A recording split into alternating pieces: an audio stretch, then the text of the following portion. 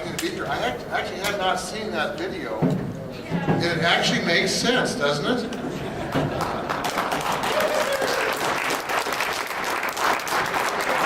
The strange thing about it is I didn't find myself defending the pharmaceutical industry like most politicians do.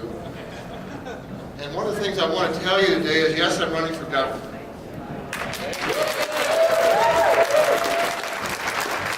I already have a job, that job, being in the state Senate, and we're not done with that job. We've got another, basically 2 weeks worth of work to do. And what I want to talk about today is what's happening at the legislature in a very general kind of way, and then talk about the matter of medical marijuana.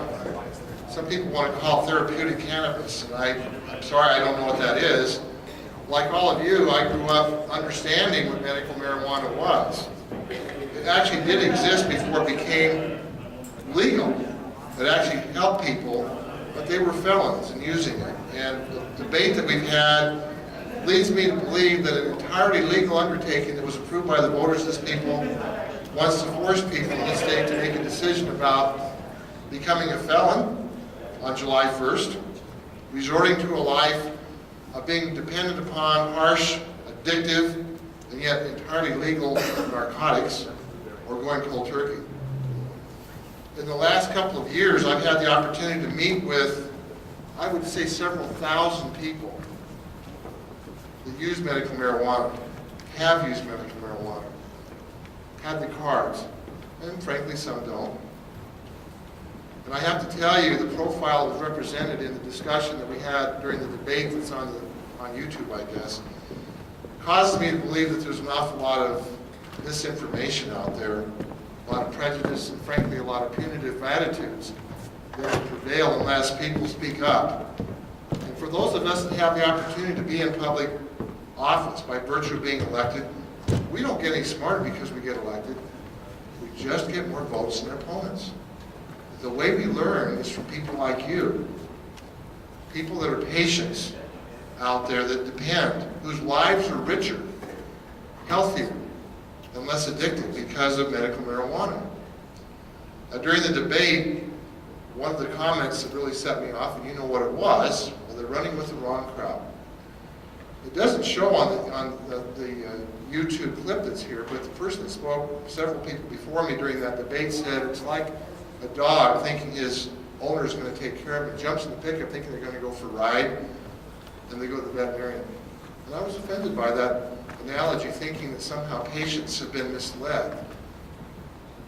I've talked to numbers of people around the state, frail seniors, small, frail seniors that are battling for their lives, not much older than me, hoping that somehow they can have a fuller life, they can enjoy their grandchildren, they can enjoy traveling for all the sacrifices that they made.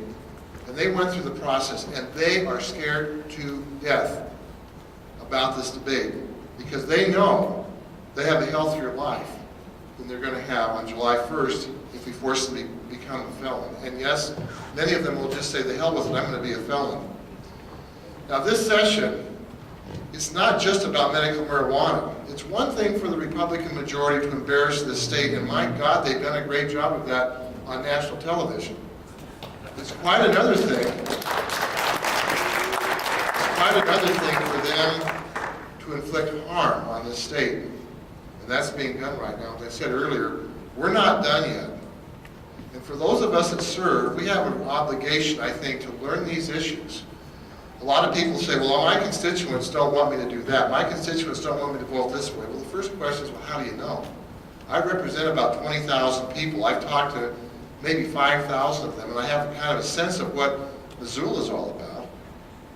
But a lot of these legislators didn't have an opponent. They didn't go out and meet their voters. For those of us that go to Helen, we have a second responsibility, and that's to be a trustee of the public good. And that means having hearings where people come in and listen. We need to listen to them. And if I found out one thing this session, there's a prejudice.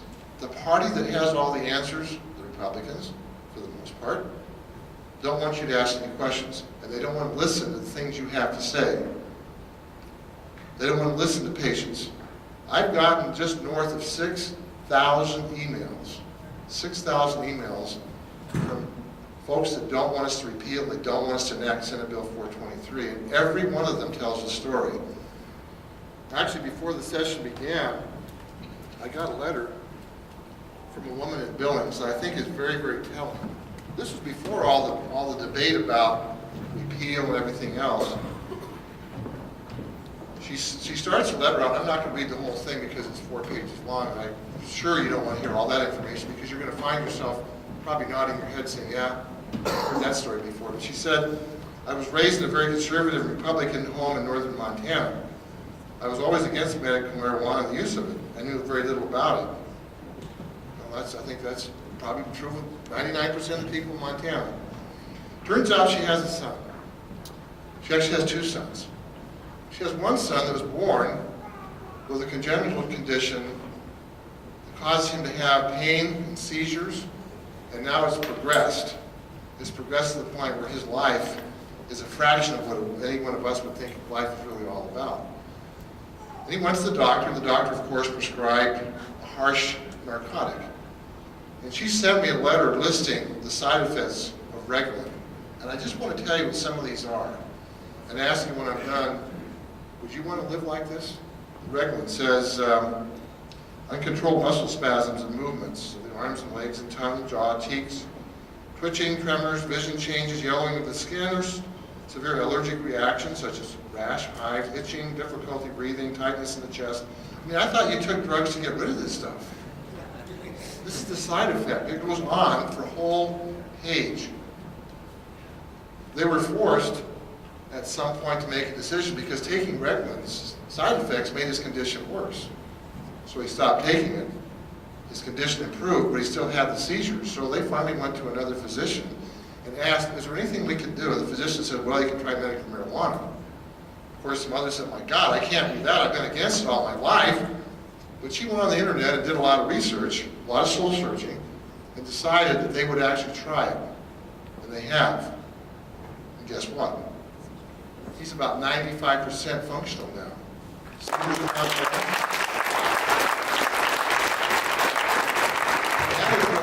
is one of thousands of stories just like it. As I mentioned on this debate, we talked about veterans.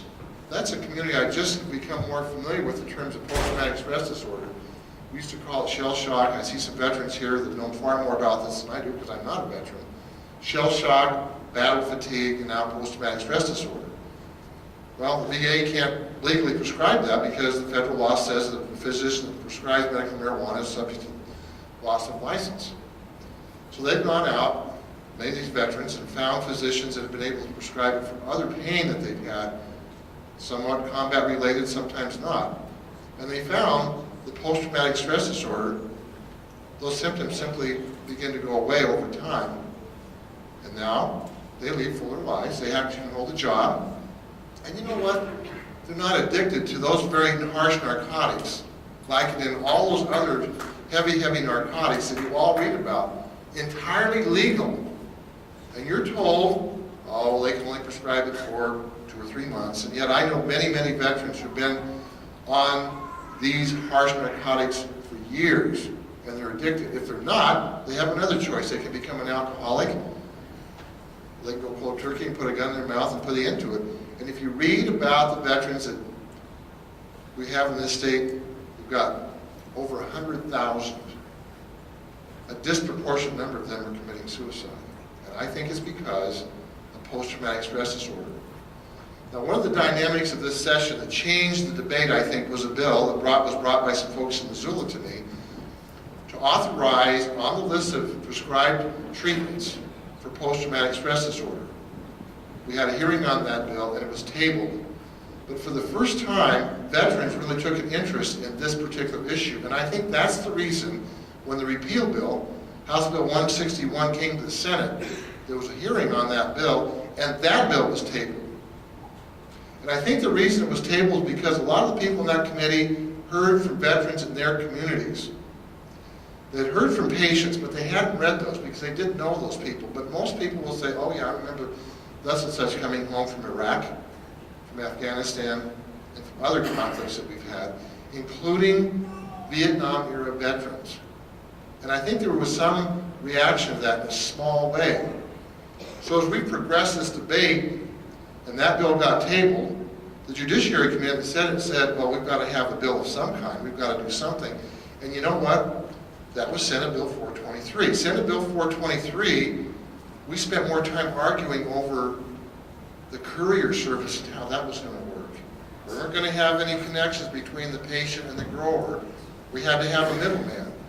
If you read the bill, for Republicans that believe in free enterprise, my God, this was fraught with complexity. Rube Goldberg would have had a hard time duplicating the system that was in that. And when it came to the Senate floor, Senator Ron Erickson from here in Missoula had an amendment to clear up the relationship of the patients with medical marijuana. Every other amendment went on the bill except that one. And that bill passed. Well, that wasn't good enough because it turns out that was the same day that we had to send that bill to the House. So we had to suspend the rules, and the Republicans didn't get enough votes. So they had to wait till the next day to pass it, knowing full well it was going to pass. And that's when they brought out House Bill 161, the repeal bill. A punitive motion and a punitive vote. And it was only truncated by the fact that I think they were embarrassed that some of us stood up and said, not on my watch. We're not going to force people to be choosing between becoming a felon, going cold turkey, and living a fraction of their life, or becoming addicted once again to narcotics if they weren't at one time. Not on our watch.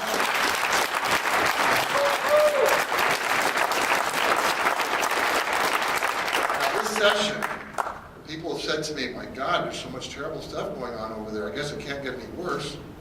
Well, you know what? It is actually worse because the media can only cover a small fraction of what happens. We've inflicted harm on seniors, kids, shut-ins, people with developmental disabilities, people with disabilities of all kinds. And it's been on my watch. We're not done yet. I'm going to tell you something. The debate about our neighbors, our less fortunate neighbors, because all of us here in one way or another lead a life that's probably 80 to 900% complete. But a lot of our neighbors can't do that, and a lot of them are dependent upon medical marijuana legitimately. And we cannot repeal that law. And I want to make sure that everybody here knows that bill is going to be on the governor's desk within the next couple of days. Send emails and call his office not to sign the bill. I don't think he's going to. But because the bill repeals a section of law, I don't think he can amend it as an mandatory veto. And we can talk a little bit about what his options are. But I want everybody here to understand the power of those emails to his office is immense now. That's the last stop. And frankly, I don't think he's going to sign the bill, but he has another option, which is to allow it to come into law without his signature.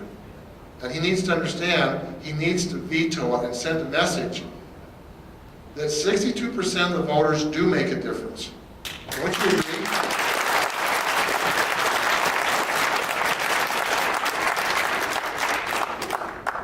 When I've talked to people about why they use medical marijuana, most of them tell me it's incessant pain. Pain that doesn't go away. Pain that I can't begin to understand. Fibromyalgia, for example, MS, Lou Gehrig's disease, loss of a limb and phantom pain. The pain that's real. Those are your neighbors. Those are my constituents. And other people who serve in the legislature have the same profile. I had the good fortune of serving in the legislature from the Flathead back in the early 90s before I moved to Missoula. And people always say, oh my gosh, the people in Kalispell are completely different than they are in Missoula. You know what? They're really not. They care about their families. They care about their parents, their kids, their relatives. And they want them to have a good future. They want to know that there's some security in having that family unit held together. They want to be able to enjoy one another's company. And the theme that runs through most of the letters and cards that I've gotten and emails I've gotten is, we can enjoy the relative, or I can enjoy them if they're the patient themselves, and include a fuller life. We owe it to them to defend this law. Does it need to be revised? Absolutely. Are there abuses? Yes, there are. And every one of you in this room knows what those abuses are. This circus show we had with these mass prescriptions that were written without examinations, no one stood up to that and said, no, we can't do that. We've got to do it right for the benefit of people that actually need that. Cards and letters from patients out there, to me, started at about that time that circus went on. And I want you to understand, to some extent, all of you that want to maintain this industry have to have a piece of the action to safeguard it. It can't be done by government on every level. You have to make sure those bad actors are weeded out.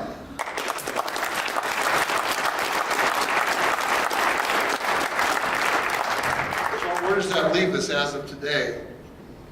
We have House Bill 161, the repeal bill. There's a couple of re's here. We've got Republicans, repeal, and revision. They haven't made the connection with revision. But I want all of you to understand something. Most people don't know what reasonable regulation is. Now, interesting enough, the Republicans would argue, well, we don't want any kind of regulation over any kind of business, except medical marijuana, and we want a lot of it. We want to make sure the patients have to go to a doctor 4 times in a 6-month period, and then they have to go to another doctor for a second opinion. That was in the bill. We tried to take that out, didn't succeed. We want to make sure that there's no growers out there, that you have a plant. And now with this court ruling, I guess somehow there has to be a divine delivery of a seed. God forbid that a caregiver would lose a plant and not be able to fulfill his or her legal obligation to the person they're providing care for. For those of you that want to maintain the law and have a statute that works well, the House Bill 68, the one that came out that many of you worked on during the interim, is probably the best vehicle. We need to start with that, and we need to start right now. We need to fix it, and I want all of you to understand it's not going to be up to people like me, because I said when we started, I'll learn more about this from you than I'm ever going to be able to learn simply by getting elected. I won't be able to do that. Now, in closing, I want to make a couple of points. Senate Bill 423 is in the House. That's the bill that all of you have read about that's being discussed with these other amendments that don't take care of patients, doesn't take care of caregivers, doesn't do anything about growing enough medical marijuana to make it available to the patients that have legitimate needs in this state. And I think that's intentional. I think they want to clamp it down so tight that the industry can't function. We don't want that bill to pass unless it's amended to ensure that patients come first, that pain counts. Do you agree?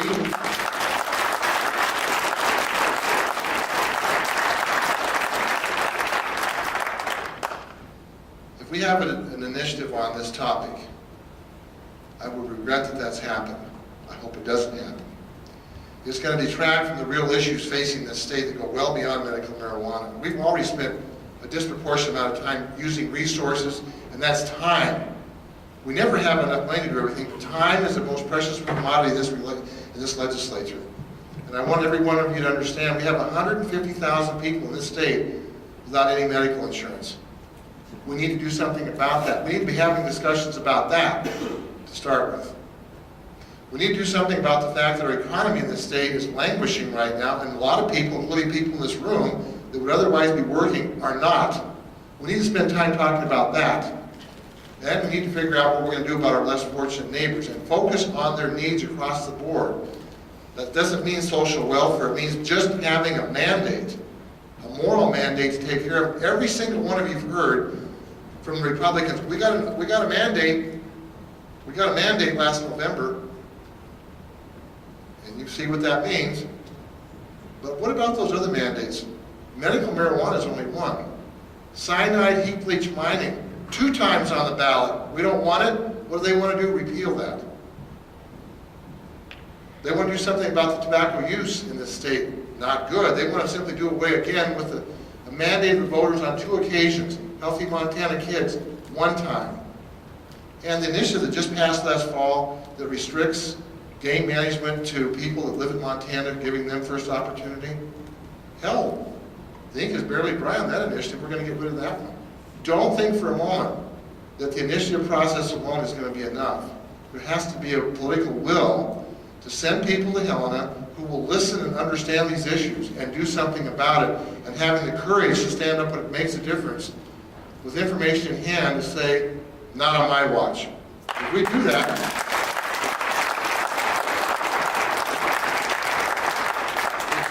more people in the state will be cared for the long term.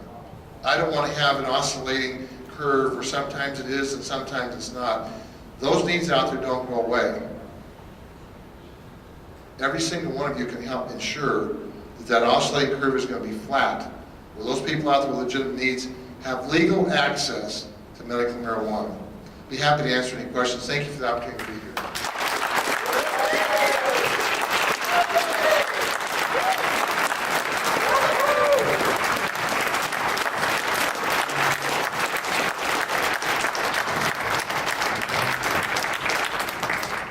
Maybe I should ask before we start, does anybody have any answers? No. Are there any questions? You're going to have to talk loud because oh, there you go. What can we do as a preemptive strike to what the legislature is trying to pull right now as citizens and protect our rights? Well, we're supposed to work for you. So Why aren't they? Well, for those people that don't vote for him next time. But I'm going to tell you right now, we can't fix what's broken right now. We can talk about it, we can complain about it. If you want to try to recall somebody, I'd recommend against that because it's probably going to fail. But if you really believe that your representative is not speaking for you and representing your point of view, make sure your neighbors know about that, and make sure when it comes time for filing for office, which is January of next year, find someone to run against them in the primary. If they're the right party with the wrong mind, if they're the wrong party, find somebody and make an investment in that campaign to get rid of them. We work for you. We're supposed to work for you. Does that mean we agree all the time? No. Which the medical marijuana issue is a good example. We agree on about 70%, but the remaining 30% is patient care. There's a big difference of opinion about that. Find out what your representative thinks about that and what they will be willing to do. And I got to tell you something. For candidates to tell you, hey, I'm going to vote right, that's only half the job. Learning the issues and being able to get up at the right time and make a difference by saying what needs to be said to stop the momentum if it's going the right way or lend assistance to creating some momentum is the key. Right now, all we can do is complain about it because those people got they spent $15, they went out and got elected, and they're in office until the first day of the next session. If you don't want them there, don't vote for them, and find a better alternative.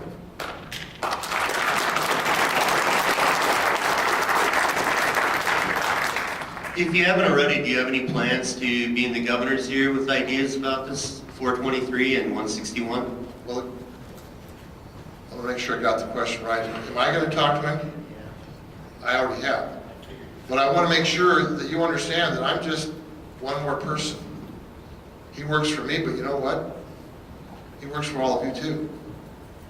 And don't think for a moment that those cards and letters and phone calls don't make a difference for people that pay attention, and Brian Schweitzer does. Contact him and let him know exactly. But send something along that says, I believe in how this system is working. Does it need to be modified? Absolutely. And I think he has a fairly good set of amendments that would help correct some of those deficiencies. Tell him, we want to fix what's broken, because all of you, like I said, know what's broken. Let's fix that. That's the 70%. The other 30% we may never agree on. I don't think that most of the Republicans will ever agree that there is a legitimate use for medical marijuana in Montana. That's not all of them, but most of them. Next answer. Yes, sir. I'm a Democrat and I'm really bummed about it, and I'll tell you why. Well, use the mic, would you? The person who is fighting us is a Democrat. It's not always all the Republicans. I'm a diehard Democrat. I was until about 3 weeks ago. No, wait, you guys better get out there and vote this guy in. Our own people are doing this in. And it's not totally Republicans. It is that they haven't been educated properly. The guy running the pack on us is a Democrat. Okay. He's chicken. If I've left He's you chicken. with, He's a coward. That's what I'm saying. if I've left you with the impression that every single Democrat is going to be willing to go to the mat on this issue, they're not. And we're not all in the same line. There's one senator from Bozeman that made it clear from the get-go that he was not going to support anything but an outright repeal. And his credit, he's been true to his word. He has not wavered in the slightest from that. You're right. That doesn't necessarily mean he's bad because of that. He's just misinformed. Uneducated is what I'm saying. And the people that he represents need to let him know that. Exactly. The people are voting in uneducated people. use the mic, would you? Okay.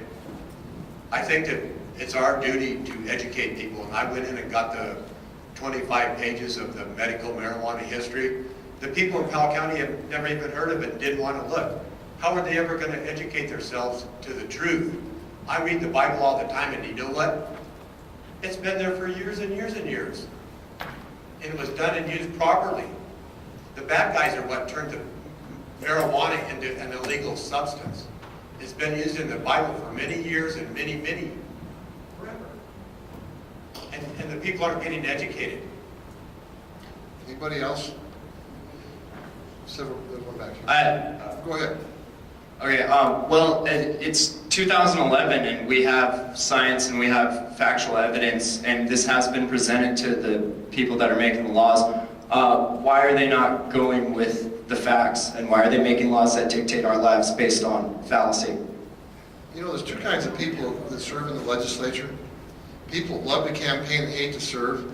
They get over there and think, oh my God, I can't read all these bills. I can't understand all this. I can't take all this. And there's other people that hate to campaign and love to be over there. They're the ones that are the trustees. They're the ones you need to find and make sure that they are educated. But don't think for a moment that just sending an email is enough. Send 2 emails. Send information in bite-sized forms. What ends up happening too often is we get links to 500-page reports. They'll read your email, but they're not going to go to those links. Break it down, give them the executive summary, and then call them, find out if they've actually engaged in that. Now, most legislators, and I want to tell you that's most of them, do not respond to emails. We get very few letters anymore and very few phone calls.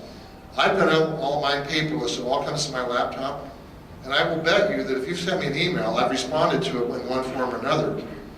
That's how we learn, and that's how we don't become victimized by the information that's in that building over there.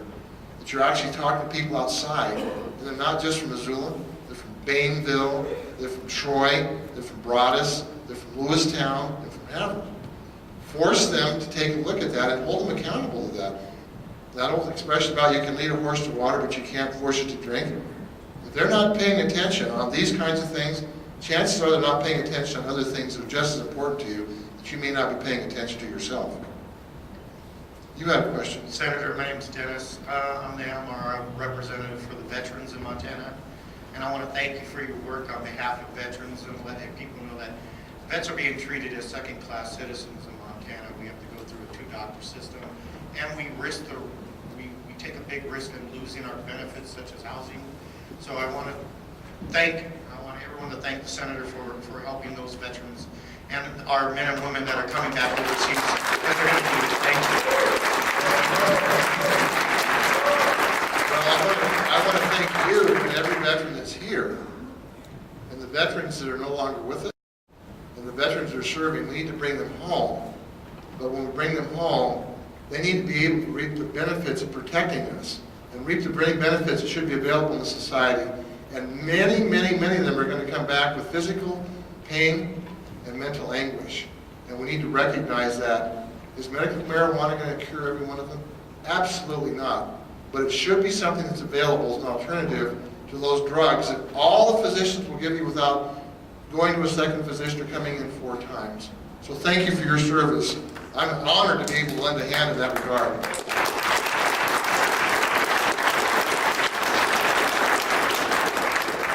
Yes, Senator, my name is Misty Carey. I'm a caregiver from Bozeman. And I have a difficult time understanding what is so broken about our program that needs to be fixed. I've seen in this industry a bunch of very good-hearted, compassionate, smart business people who have set up an industry with very little rules or regulations. Through Mr. Lindsay, has set up a lot of contracts for us. We have systems of moving product through our caregiver links. We have manufacturers who've done excellent jobs working with the labs, coming up with medications that we can help people with. And I personally just don't see what's broken. Perhaps you can help me with that. Okay, I'll give you several examples. In my district, there are 4 or 5 dispensaries. There are people that support medical marijuana that think that it's in the wrong places. Now, is that a legitimate concern about it? No, but it detracts from the the support that you need, so that when there's a vote that comes, they'll say, well, it's okay, accept. Well, we don't have the accept, we have yes or no, green or red. Those prescriptions that were issued in these, I would call it circus atmosphere, I think did a lot of damage, and it's still there, it's a residual damage. We need to see to it that that is never repeated. Only people with legitimate needs. And frankly, I don't want to have a statute that spells out all the steps that you have to go through to get it. Some people do. Some people that support medical marijuana think there ought to be more requirements, expensive requirements. I don't want to do that. I want to make sure that people have access. If they need this as an alternative, just in the same way this letter I have here says it. Now, the other part of this is tracing the inventory has been a problem. And I know that many of you in this room will say privately, yeah, that's the case, and publicly it's more difficult to say that. And there's all kinds of things that can be done with tracing the origins of medical marijuana with DNA, for example. And that's something that we need to take a look at. So there are strict controls over it. Now, there's a lot of people in the schools these days, counselors and others, that say, we are buried with medical marijuana. But you know what they don't say? They're also buried with prescription drugs in the same schools. Are they up in arms about that? No. But when you ask them, when you sit down and ask them about that, so what I'd like to do is have an entire discussion between now and the next session about how are we going to deal with pain in this society? What are the legitimate ways of dealing with that? And not having unfettered prescriptions written for narcotics. That isn't the answer to this. And yet the people that support repeal will leave you with that impression, although they say, oh, no, we shouldn't have abuse of that either. So, in summary, I guess that's what I would say, and I'd be happy to talk in more detail about it. Somebody, there's one back there, there's another. Hi, Senator Wanzenried, Heidi Hanford with Montana Connect magazine. First, I wanted to let everybody know here, this senator stood up for us on the Senate floor. If you didn't get to see the video earlier, it's on YouTube, Montana Connect magazine channel. Go watch it, share it with everybody. This man defended us and our rights. Thank you, Senator, very much. Now, one question I'd like to ask, because you're one who came out of the shadows, I'm one that's out of the shadows up there all the time. There's a lot of us out here that are out of the shadows and speaking for our people. And when we were in the beginning up at the Capitol, there was a lot of us up there, and then the DEA raids hit. And everybody has been frightened. It had its desired effect, exactly what they wanted. And so now, you know, we have a lot of people that watch a lot of things on the internet, which is why I've been putting it out there, because right now that's the best way to get it out of there. But we have 10 days left. What can these people do in 10 days who are horribly frightened and you know, in fear of persecution of their lives? What do we tell them right now? What message can we give? Let's agree that Senate Bill 423 is not going to get fixed to take care of the patients. That's going to go to the governor. And if we're in session, he can do what's called an amendatory veto. He can veto it with an amendment and send it back to us if we're in session saying, not this way, here's my proposal. And his proposal is a lot like what was in House Bill 68, the kinds of things that many of you worked on for the 2-year period.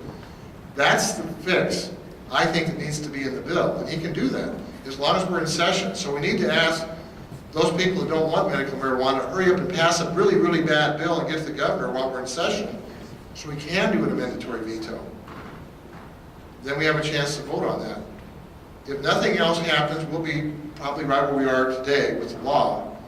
And frankly, I think that that's probably going to bring about an initiative. And I have mixed feelings about that, because every one of you is going to have to be willing to put up not just money, but a lot of time to defend a system that ought to be taken care of by the legislature. That's our job.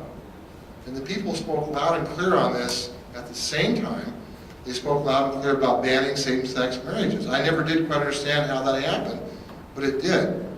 And the one thing I can tell you is people that are smart enough to vote for initiatives are smart enough to vote for me, so I'm not going to question their intelligence, right?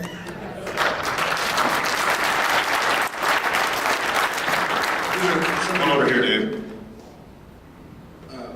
I'd just like to, on the, I'm sorry, but with like the out-of-control thing, like every time I go to like Colorado or like Washington or California, like it makes like Montana is extremely like regulatory on our medical marijuana. Like we can have 6 plants, 1 ounce, which doesn't really make any sense at all. But like, I mean, in Washington, if you don't have any patients, you can have 24 ounces, and in California, you can have 99 plants, and you can have hash, and you can have edibles, and like, we carry edibles and stuff at the shop, you know, and we have like 90 patients, and just because they weigh our edibles, we could be extremely illegal, you know. We have patients that can't smoke, that need to eat and stuff, and I don't know, I just think it's interesting that like, I mean, I don't know, we are extremely regulatory compared to the rest of the country, except for like New Mexico, you know, and stuff, and I don't know, it's just, you know, I don't know. I just would like to know if anybody has talked anything about that, you know, like, everybody's just freaking out, like, oh, the people like are growing pot, making money, oh my God, we're making money because we can't make money anymore on grain, you know, because of subsidies and stuff in eastern Montana, and it's just like, stupid, we're digging ourselves a hole, and it's like, ridiculous, all this stuff, more regulatory, we need to like, open it up, you know, like maybe we don't need dispensaries on every corner with big signs everywhere, because that's what freaks people out, but like, I mean, the only thing we can do is grow 6 plants, which if you get a quarter off each, that's the only way you're legal. It just doesn't make any sense. Like, in addition to the people in Montana that have contacted me, there are people in other states watching what's happening here, wondering if it happens here, if we were to repeal, what would happen in those states. They're paying attention to this, and the states that are doing it right have had a reasoned discussion, not in the legislature alone, but in the public domain. And that's reflected in what the legislature's done in many cases, you're right. They've decided they don't have to have this heavily regulated industry. My point to you is if we're gonna have regulations, let's make sure it's fair for the patients to start with and the caregivers. That's my point. I don't want to have a lot of regulation. In fact, the existing law could be tweaked to my satisfaction. But I'm only one of 150 votes. And these other states, they made that judgment that they don't have to have as much regulation as Montana has. If you can help get that done, we'll be better off because of it, and so will the patients. Senator Wanzenried. Oh, I'm sorry. Hi. How are you? Caitlin Lang. I'm doing well. Good to see you again today, sir. I have just one quick question for you. In 2005, there was a research study that was done here by the state of Montana about the number of people that are in chronic pain in the state of Montana. And they found that about 26%, or about 260,000 Montanans, suffer from chronic pain. Why is it such a surprise then, do you think, for the people who are in opposition to this law, who say that, you know, there's so many people who are getting on the registry for chronic pain, when research has already shown that there is a significant portion. These are hardworking people in the state of Montana. We work hard, we break our bodies, we suffer from chronic pain. Why do you think that that's such an issue?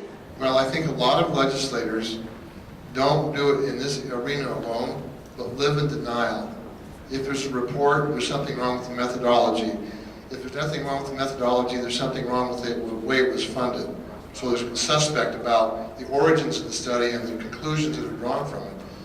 But yeah, I mean, that's my point. When they said that there are only 2,000 people, if you read the fiscal note that explains how the bill works, they said there would only be 2,000 people eligible for cards.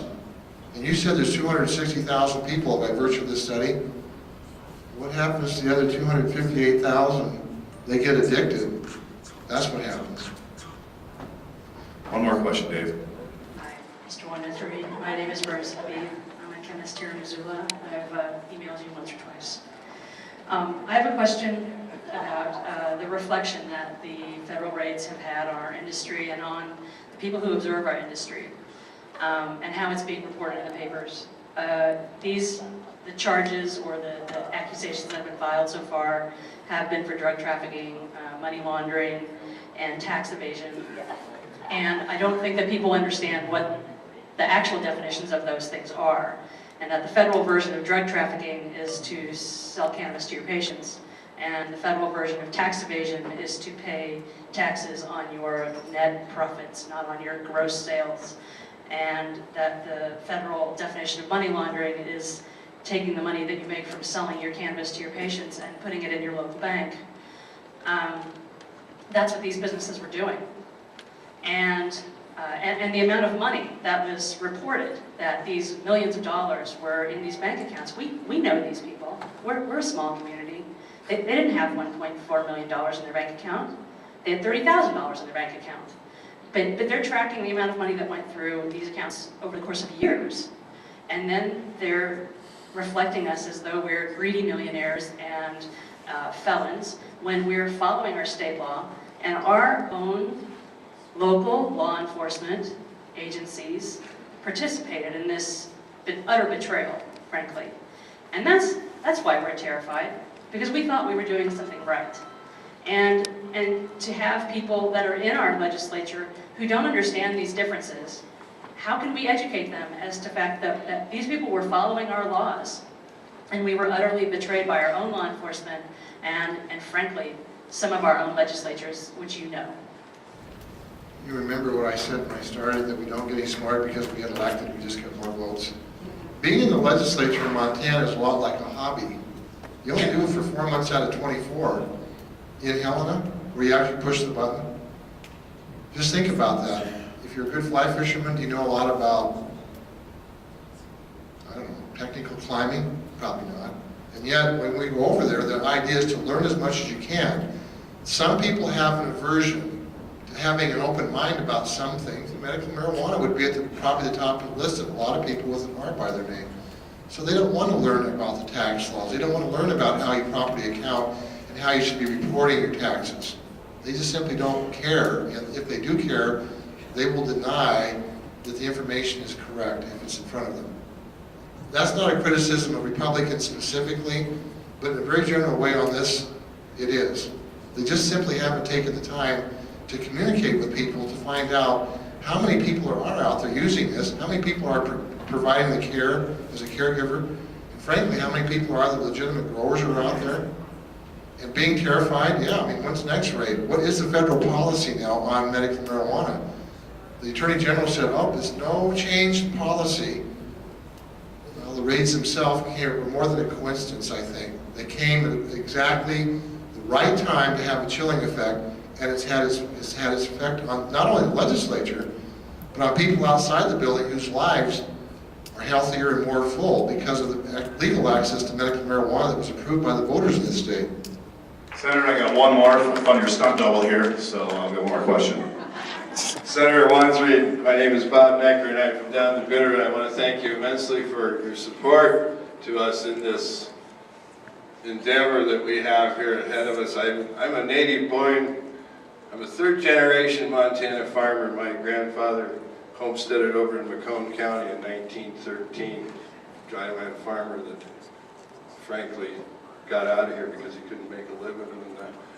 But anyway, I'd like to bring this back to a little closer to the Senate, politicians, and maybe personally you.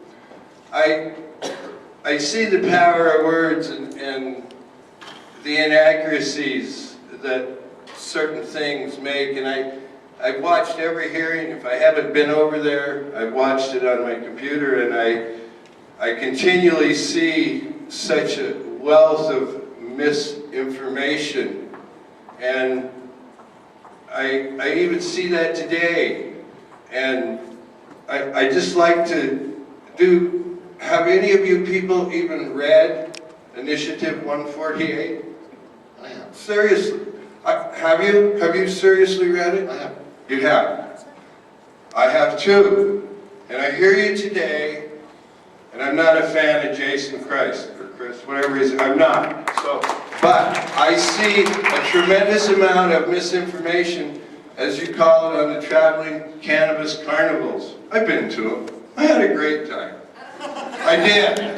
I'm an old hippie, guys. I'm 64 years old.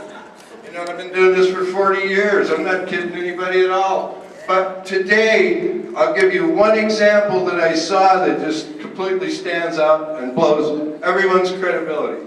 Today, you referred to prescriptions. There's never been a prescription written for marijuana in Montana. We get a recommend that it may help you. Kind of like maybe a glass of wine will help your digestive. I just want to say, you guys read 148, see what it says, and then enforce it. You tell us, oh, all these kids are smoking dope in school. I graduated from high school in 1966, Darby, Montana. We were smoking dope then. You know, I mean, seriously. Read 148. Look what it says. Don't put anything into it. Don't take anything out. Use that as a place to start a platform for some evolutionary work. Quit trying to be goddamn revolutionaries up there. You're gonna fail. We outnumber you.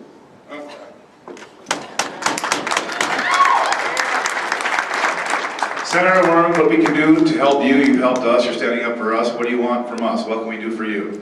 Well, the job that I have right now is to get something accomplished in the next 12 legislative days, so pay attention to that. Medical marijuana, most of you are concerned about that. We won't get it right unless you help make sure that your voices are heard. That's the first thing. Beyond that, if we have a special session, which I think we will be, this issue might be back. So don't think after this session's done, if the governor vetoes the budget bill, we could be back in June and have this topic in front of us yet again. It isn't going to go away. There's a lot of people who feel very strongly that we got to get rid of this completely, 100%. Beyond that, with respect to my own ambitions, I guess you might say, running for higher office these days costs money. I have a business plan, just like many of you in this room do with your businesses, right? The question is, do I have enough investors to make it a viable undertaking? So for those of you who want to make a contribution to be an investor in my campaign, there's campaign contribution envelope someplace here. And I don't want you to do that unless you've done your due diligence. I want to make sure that you ask me the questions that are important to you, not just on medical marijuana, because I don't have, if I were to be elected to be governor in 2013, I don't have a vote.